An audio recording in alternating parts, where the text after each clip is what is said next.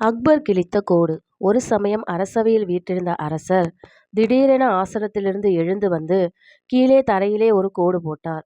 பின்னர் அவையோரை பார்த்து, உங்களில் யாரேனும் இந்த கோட்டை தொட்டு அழிக்காமல் சிறியதாக்கி காட்ட முடியுமா என்ற கேள்வியை விடுவித்தார்.